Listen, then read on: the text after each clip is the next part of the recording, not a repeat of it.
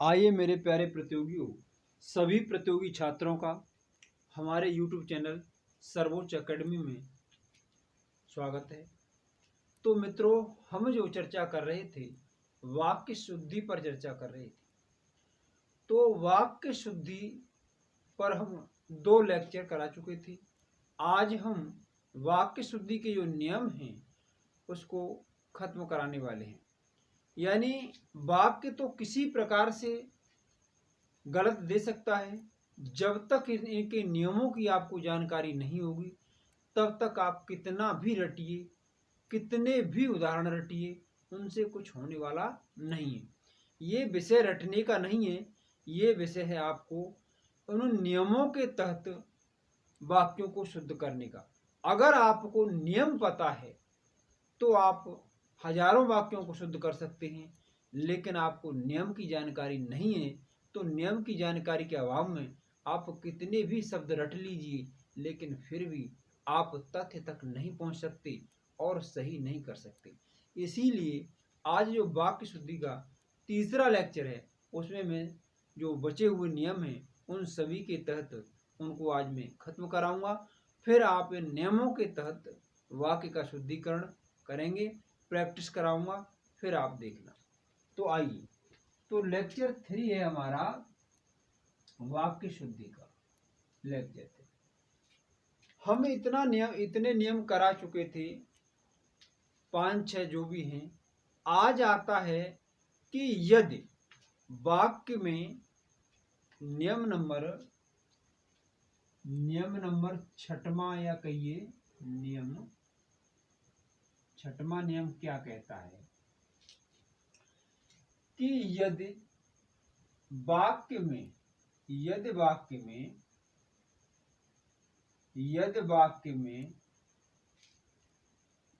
स्थानवाचक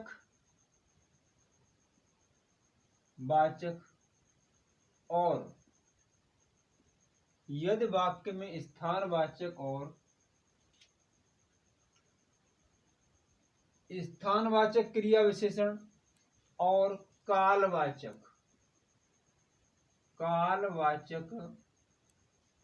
क्रिया विशेषण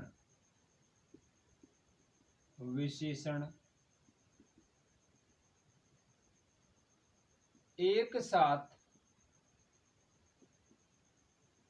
आते हैं तो पहले कालवाचक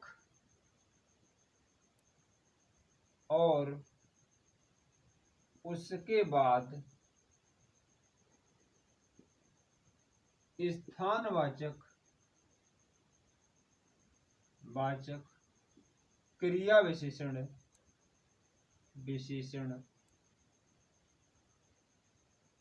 लिखा जाएगा।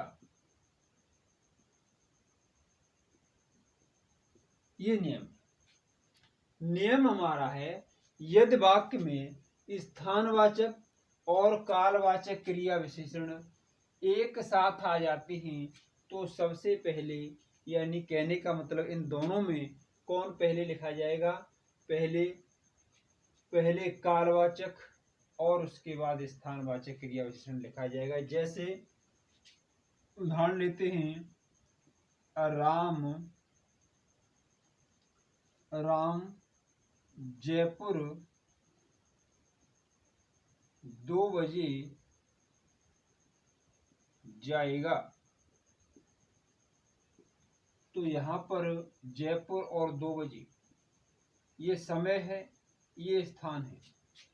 तो यहाँ पर जाएगा, जाना जो क्रिया है उसकी विशेषता बता रहे हैं। कहने का मतलब ये है, उसके बारे में बता रहे हैं।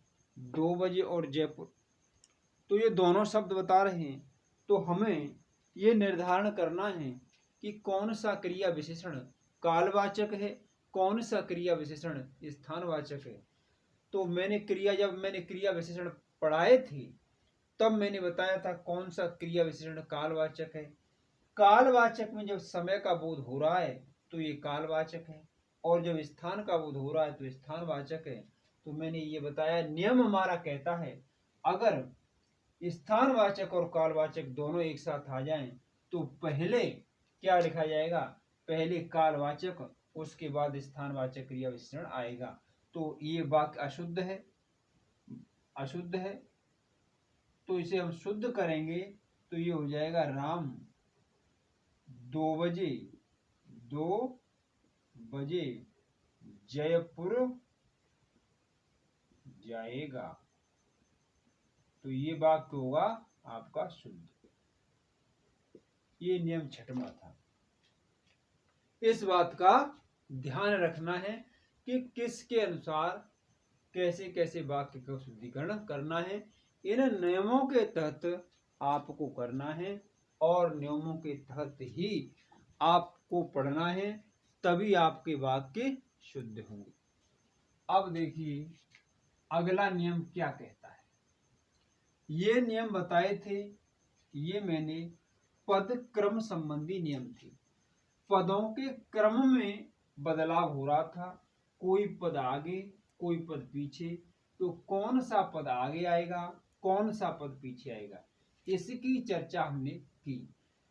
अब बात आती है, मैंने अशुद्धियों के बारे में जब पहला लेक्चर बताया था तो उसमें यह बताया था कि अशुद्धि 2 प्रकार से होती हैं। एक होती है पद क्रम संबंधी और दूसरी होती है पद संबंधी। तो पद क्रम संबंधी अशुद्धि थी, उस पर मैंने जो नियम थे उनकी चर्चा की। अब आती है दूसरी गलती, दूसरी त्रुटि आती है पद संबंधी, पद संबंधी, पद संबंधी अशुद्धि।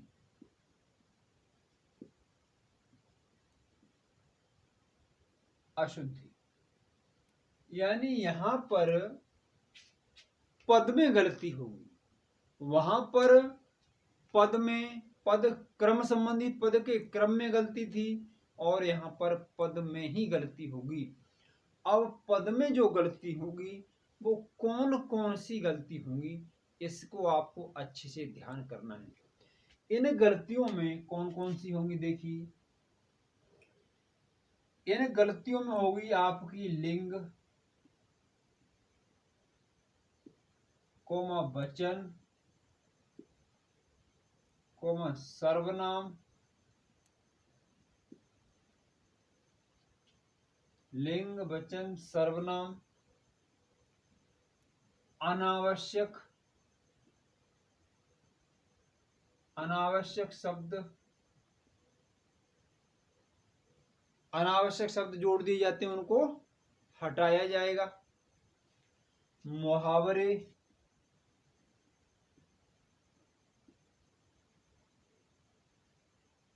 मुहावरे संबंधी, और इसके बाद है तुम्हारी अनुपयुक्त शब्द, अनावश्यक शब्द या अनुपयुक्त शब्द एक ही बात है, उनको मुहावरे संबंधी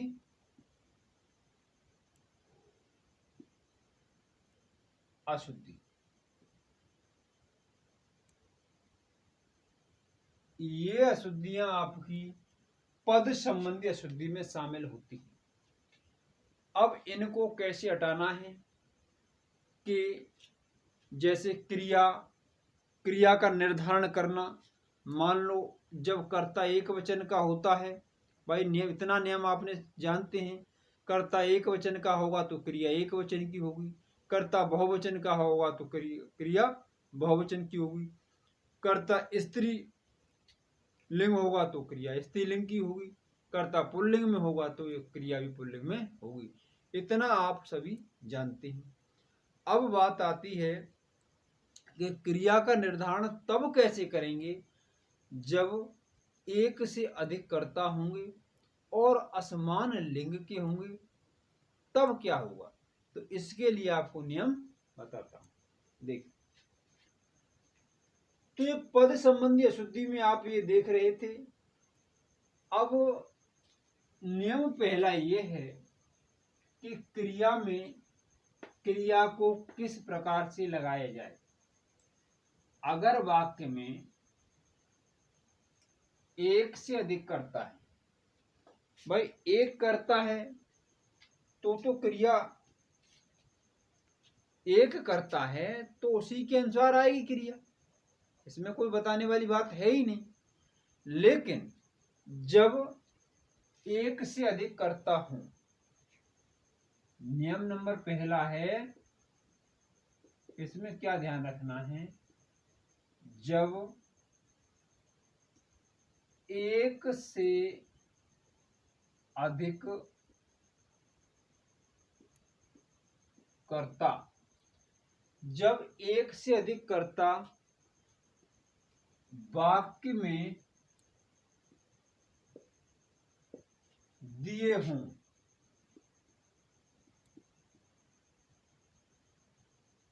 जब एक से अधिक कर्ता वाक्य में दिए हों,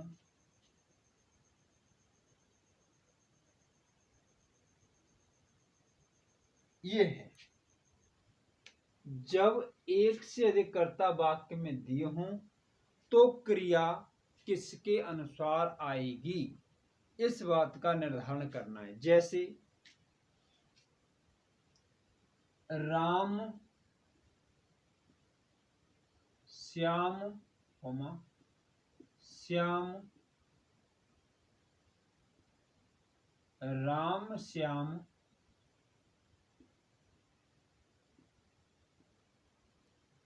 राम श्याम व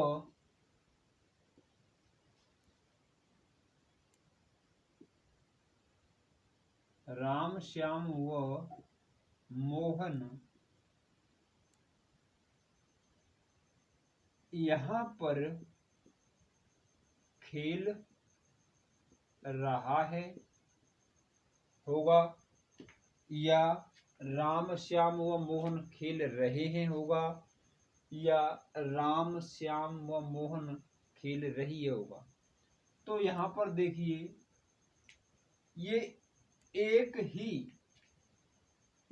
ही लिंग के हैं, राम श्याम मोहन पुल्लिंग है, तो इतना तो पता है कि क्रिया पुल्लिंग में होगी, सीधी बात है।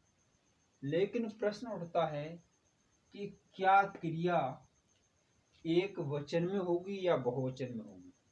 तो यहाँ पर देखिए राम श्याम और मोहन, यहाँ जो अंतिम कर्ता है वो एक वचन है। जब वाक्य में एक से अधिक कर्ता दिए हों और एक वचन के हों तो क्रिया सदैव अंतिम कर्ता के लिंग और वचन के अनुसार होगी। तो राम श्याम व मोहन खेल रहा है, ये शुद्ध है, खेल रहे हैं नहीं हुआ, गलत है। मान लो अगर इनके लिंग को बदल दिया जाए, जैसे मान लो राम श्याम व गीता, मैंने यहां मोहन के स्थान पर अंतिम जो कर्ता था उसको बदल दिया है गीता। अब क्या होगा, अब शब्द होगा खेल रही है। तो क्योंकि मैंने ये बताया है कि यदि वाक्य में एक से अधिक कर्ता हों और असमान लिंग के हों, एक वचन में हों, तो क्रिया जो आएगी अंतिम कर्ता के लिंग और वचन के अनुसार ही आएगी। इसीलिए राम श्याम व मोहन खेल रहा आया था, मोहन के अनुसार क्रिया मोहन के अनुसार आई थी। लेकिन यहाँ पर क्रिया जैसे राम श्याम और गीता, अंतिम कर्ता गीता है तो क्रिया अंतिम कर्ता गीता के अनुसार ही आएगी, ये सत्य है। ठीक है, तो इस बात का ध्यान रखना है। नियम नंबर 1 ये कहता है कि अगर वाक्य में एक से अधिक कर्ता असमान लिंग के दिए हों, एक वचन के दिए हों, तो क्रिया का निर्धारण अंतिम कर्ता के लिंग और वचन के अनुसार होगा। नियम नंबर 1। अगला नियम है दूसरा। दूसरा नियम क्या कहता है, देखिए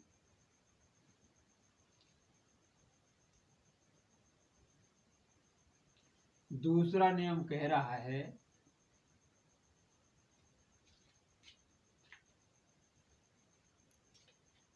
नियम नंबर 2,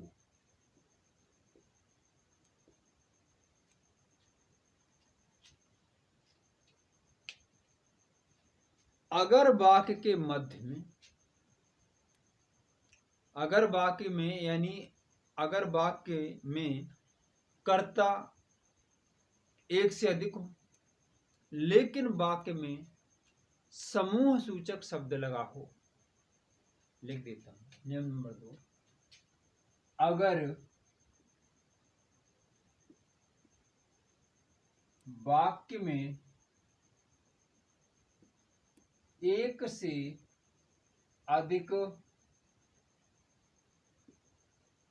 कर्ता हों और अंत में समूह सूचक शब्द लगा हो तो क्रिया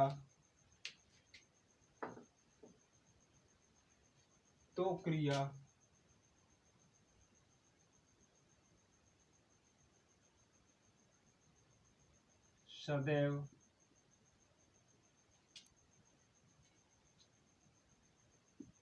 बहुवचन में होगी। जैसे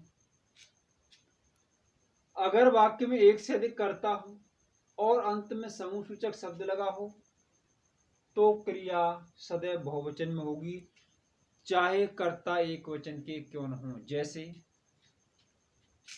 राम, श्याम व राधा। राम, श्याम और राधा सब, ये सब शब्द आ गया। राम, श्याम और राधा सब पढ़ रहे हैं। अब यहां पर क्रिया जो राधा के अनुसार नहीं आएगी, श्याम के अनुसार नहीं आएगी, राम के अनुसार नहीं आएगी। अगर वाक्य में ये समूह सूचक शब्द, ये है समूह, ये समूह का बोध करा रहा है, ये समूह सूचक शब्द है, सूचक शब्द यही बताया गया है। अगर वाक्य में समूह सूचक शब्द आता है तो क्रिया समूह सूचक शब्द आया है तो क्रिया हमेशा किस में होगी? बहुवचन में होगी। क्रिया बहुवचन में होगी। तो राम, श्याम और राधा सब पढ़ रहे हैं, तो ये सही होगा। तो नियम नंबर 2 ये कहता है कि अगर वाक्य में एक से अधिक कर्ता हो और अंत में समूह सूचक शब्द लगा हो तो क्रिया सदैव बहुवचन में होगी। अगर कर्ता, नियम नंबर पहला कह रहा था, अगर कर्ता एक वचन के हैं, असमान लिंग के हैं तो क्रिया का निर्धारण अंतिम कर्ता के अनुसार होगा। नियम नंबर 2 ये कहता है और पहला नियम मैंने बता दिया। अब नियम नंबर 2 के अनुसार ये है। अब नियम नंबर 3, तीसरा नियम क्या कहता है उस पर भी ध्यान देना है। ये तो कर्ता संबंधी था, कर्ता संबंधी नियम था, यानी कर्ता के अनुसार क्रिया का निर्धारण कैसे होता है। कर्ता के अनुसार क्रिया का निर्धारण कैसे होता है ये था। अब देखिए कर्म से क्रिया का निर्धारण, कर्म के अनुसार क्रिया का निर्धारण। नियम नंबर तीसरा है कर्म के अनुसार क्रिया का निर्धारण। यहां पर जो पहले नियम थे 1 और 2, उसमें क्रिया का निर्धारण हो रहा था कर्ता के अनुसार, लेकिन नियम नंबर तीसरा क्या कहता है कि क्रिया का निर्धारण कर्म के अनुसार भी होता है। वो कब होता है ये मैं अभी बता देता हूं कि कर्ता के अनुसार क्रिया का निर्धारण हो गया, अब कर्म के अनुसार क्रिया का निर्धारण होगा। देखिए, अगर वाक्य में अगर वाक्य में कर्म के साथ, अगर वाक्य में कर्ता के साथ क्या है, विभक्ति लगी हुई है, कर्ता के साथ विभक्ति लगी हुई है, अगर वाक्य में कर्ता के साथ विभक्ति लगी हुई है तो क्रिया का निर्धारण कर्म के लिंग और वचन के अनुसार होगा। जैसे राम ने पुस्तक, जैसे राम ने पुस्तक खरीदी। अब यहां देखिए, अगर राम के अनुसार क्रिया का निर्धारण होता तो राम ने पुस्तक खरीदा ये होता, क्योंकि राम एक वचन है और पुल्लिंग है, इसके अनुसार क्रिया नहीं आई। इसका मतलब ये है कि ये ने परसर्ग लगा हुआ है, ने विभक्ति लगी हुई है। जब कर्ता के साथ विभक्ति लगी हो तो क्रिया का निर्धारण कर्म के अनुसार होगा। पुस्तक क्या है, हमारा कर्म है, तो क्रिया का निर्धारण किसके अनुसार हो रहा है, कर्म के अनुसार। पुस्तक क्या है, एक वचन है और स्त्रीलिंग है, इसीलिए क्रिया एक वचन और स्त्रीलिंग आई है। मान लो ऐसा होता, राम ने, अगर मैं यहां पर कर्म को पुल्लिंग कर दूं, अखबार, राम ने अखबार, अब यहां खरीदी नहीं खरीदा होगा, खरीदा। क्यों? क्योंकि क्रिया का निर्धारण अखबार यानी अखबार के अनुसार हुआ है, कर्म के अनुसार हुआ है। तो ये भी आप जान गए कि क्रिया का निर्धारण कैसे होगा, कर्म के अनुसार। अब जैसे मैंने एक से अधिक कर्म दे दिए कि राम ने कलम और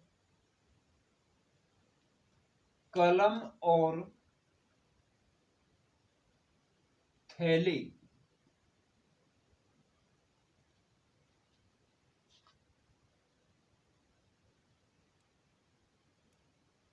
राम ने कलम और थैले,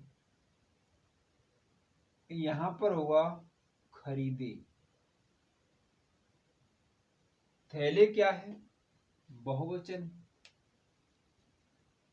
तो यहां पर क्या है, कलम भी क्या है, कर्म है, और थैले भी कर्म है। लेकिन जब वाक्य में एक से अधिक कर्म दिए हों और कर्ता के अनुसार विभक्ति लगी हो कर्ता के बाद, तो क्रिया का निर्धारण अंतिम कर्म के अनुसार होगा। यहां पर एक एक कर्म था तो क्रिया उसी के अनुसार आ रही थी, लेकिन यहां पर दो कर्म हैं, कलम और थैले, तो अंतिम कर्म क्या है, थैले, जो बहुवचन है, तो क्रिया बहुवचन की होगी। अगर ऐसा होता, जैसे राम ने थैले और कलम, तो यहां खरीदी, तो यहां क्रिया कलम के अनुसार आती, थैले के अनुसार नहीं। तो कहने का मतलब यह है, नियम हमारा तीसरा कहता है कि अगर वाक्य में कर्ता के साथ विभक्ति लगी हुई है और क्रिया का निर्धारण कर्म के अनुसार होगा, तो जो अंतिम कर्म होगा उसके अनुसार क्रिया लगाई जाएगी।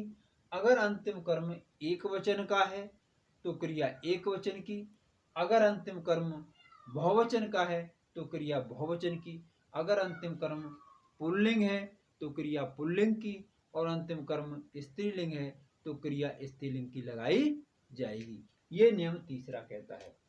अब एक नियम और बचा है जिसमें क्रिया न कर्म के अनुसार होगी न क्रिया कर्ता के अनुसार होगी। जब क्रिया कर्ता और कर्म दोनों के अनुसार नहीं होगी तो किसके अनुसार होगी? तो क्रिया भाव के अनुसार होगी। उसे कहते हैं भाववाच्य। जैसे वाच्य पढ़ेंगे तो उसमें कृतवाच्य, कर्मवाच्य और भाववाच्य पढ़ते हैं। तो जब क्रिया न तो कर्म के अनुसार लगती है न कर्ता के अनुसार लगती है, बल्कि क्रिया का निर्धारण भाव के अनुसार होता है, इसे आप जो अंतिम नियम है इसे आप ध्यान से पढ़िए।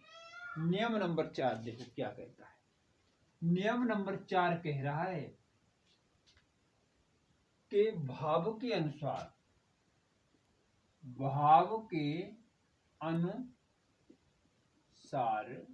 क्रिया का निर्धारण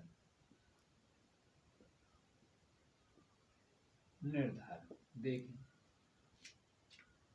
भाव के अनुसार कब होगा क्रिया का निर्धारण?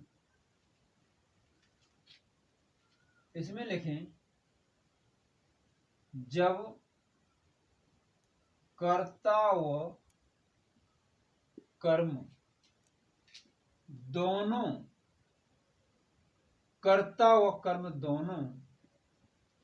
के साथ विभक्ति लगी हो। जब कर्ता व कर्म दोनों के अनुसार दोनों के साथ विभक्ति लगी हो तो क्रिया का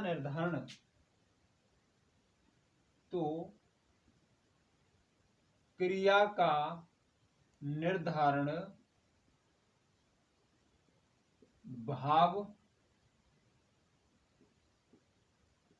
भाव के अनुसार होगा। जैसे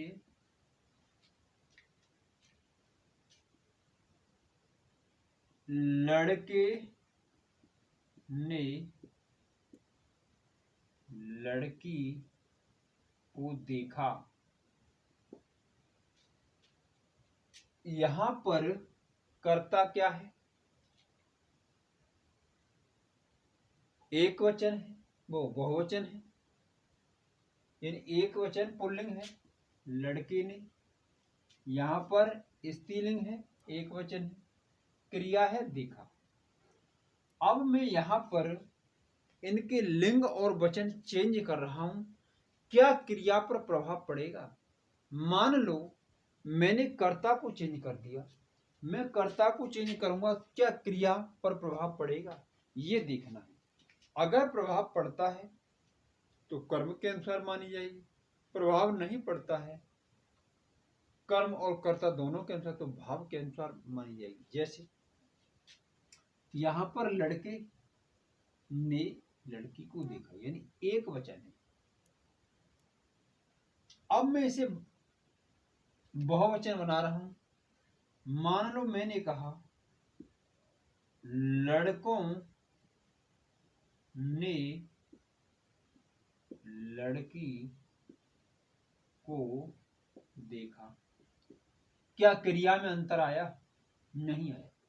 यहां मैंने बहुवचन कर दिया लेकिन क्रिया में अंतर नहीं आया। मान लो अब मैं इसे स्त्रीलिंग बना देता हूं। मैंने कहा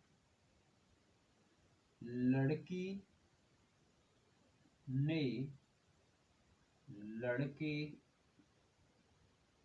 को देखा। अब मैंने ये एक वचन से बहुवचन बनाया लेकिन कर्ता के अनुसार कोई प्रभाव नहीं पड़ा। ये बहुवचन से स्त्रीलिंग बनाया लेकिन फिर भी क्रिया पर कोई प्रभाव नहीं पड़ा। अब हम कर्म को चेंज करके देख लेते हैं। जैसे कर्म यहाँ चेंज हुआ, यहाँ लड़के आए तो यहाँ देखा। तो कहने का मतलब ये है, यहाँ जो आप देख रहे हैं इस क्रिया का निर्धारण न तो कर्म के अनुसार हो रहा है, न जैसे सीता ने राम को देखा। अब यहां पर मैंने दोनों को चेंज कर दिया, यहां स्त्रीलिंग यहां पुल्लिंग, लेकिन क्रिया वही है, को देखा। तो हम यहां देख रहे हैं कि जब क्रिया न तो कर्ता के अनुसार लग रही है न कर्म के अनुसार लग रही है, तो ऐसी क्रिया किसके अनुसार लगाई जाती है? भाव के अनुसार। और भाववाच्य होता है, भाववाच्य में क्या है? क्रिया सदैव एक वचन पुल्लिंग में लिखी जाती है। इसमें क्या है? भाववाच्य में जब क्रिया का निर्धारण भाववाच्य में होता है तो क्रिया सदैव एक वचन पुल्लिंग में लिखी जाती है, वहां पर भाववाच्य होता है। इस बात का ध्यान करना है। तो मित्रों, ये हमारे कुछ नियम थे, उन नियमों की चर्चा हमने की। अब आपको ध्यान पूर्वक इन नियमों को पढ़ना है और इन नियमों के तहत आपको वाक्य शुद्धिकरण करना है, वाक्यों को पढ़ना है और उसे शुद्ध करना है। अब बात आती है कि इन नियमों के तहत आपके वाक्य शुद्ध होंगे और बाकी की कुछ त्रुटियां होती हैं, जैसे वर्तनी संबंधी है, तो उस पर आपको ज़्यादा से ज़्यादा संख्या में आपको प्रैक्टिस करनी है, कलम पेन उठाना है और उसे बारीकी से उसे लिख लिख कर याद करना है। तब आपको वर्तनी संबंधी अशुद्धि दूर होगी। तो आज के लिए मित्रों इतना ही काफ़ी है। ये मैं आपको जो वाक्य शुद्धि का टॉपिक है उसे मैं फिनिश करा चुका हूँ और आगे की चर्चा हम अगला प्रकरण उठाएंगे, आगे की चर्चा उसमें करेंगे। तो आपको ये अच्छे से समझ में आया होगा और मैं आपसे यही उम्मीद करता हूँ कि प्रिय छात्रों, मैं मात्र आपके सहारे और आपके लिए ही कर रहा हूँ, इसीलिए आप मेरे चैनल को सब्सक्राइब करें और ज़्यादा से ज़्यादा इसे शेयर करें और अपने शेयर करने के बाद लाइक और कमेंट्स अवश्य लिखा करें। थैंक्स मित्रों, धन्यवाद।